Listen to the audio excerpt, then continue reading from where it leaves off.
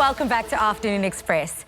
Olwethu Katase saw a need in her community to create a safe space where the youth could cultivate their ambitions and goals. Through this, she created Gugulethu Arts and Leadership Program, which aims to bring pride back into the township of Gugulethu. She chats to us about how the idea started and how you can get involved. Welcome to the studio. Thank you so much for having me, Palisa. Olwethu, what you are doing sounds so beautiful and it sounds so inspiring that I'm sure so many people want to get involved.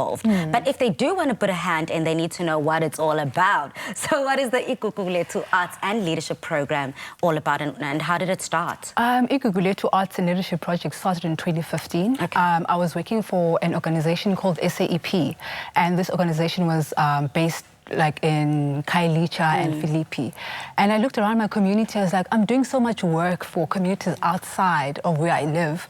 Like, I've been given this opportunity to actually impart positive change in my community, but I'm not doing anything. Yeah. So I looked around, I was like, no, man, Olwethu, you know what, you need to start now giving back to your community and trying to get kids off the streets. And then Gugulethu was then born in 2015, and it was actually born in Luzuko Primary School, where I went to school. What a beautiful full circle moment. I know. Oh, that's stunning. I know. So I went there and I was like, I want to give back because I know you don't have dance as a subject. Most black schools don't have it as a subject. So I was like, okay, you know what? Let me just try and bridge the gap and try and introduce dance as not as just an entertainment thing, but something that you can actually use as a career. Absolutely. So not everyone is academically strong. Absolutely. So I was like, okay, I'm going to use the skill that I have to try and positively impact the kids in my community. And it was very much well accepted in my community.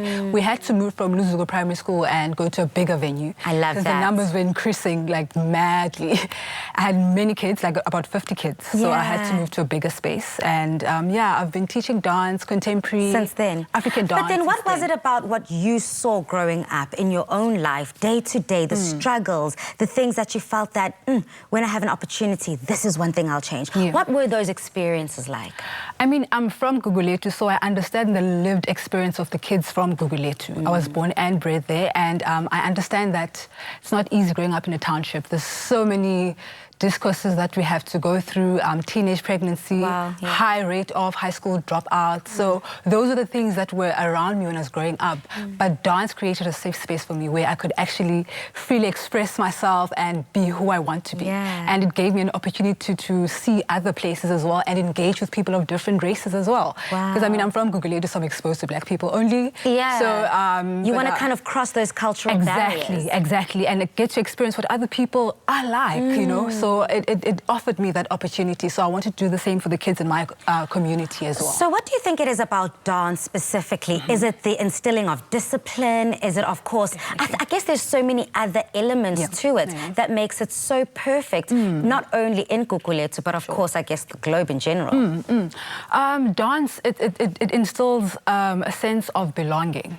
Because these kids come from families where they are child-headed most of the times, and they come into a space, a safe space, because I've created a safe space for my kids. A safe space where they feel like they can express who they are and they can actually show who they are, their personalities, and it actually equips them with so much skills. These skills are like discipline, teamwork, you know, self-realization. Who am I? When I'm not at home, when I'm not this person who's plagued with so many things, I have to cook, I have to look after my siblings. Who am I outside of all of that? You know? So self-realization is one of the things that we advocate in my company. That is, who are you? Who do you want to be when you grow up? But Olwethu, this seems like a mammoth task. Not only are you choreographing and teaching dance, but there's this leadership element that's so important, the teamwork that you speak of. So what are the specific programs that the kids can get involved in?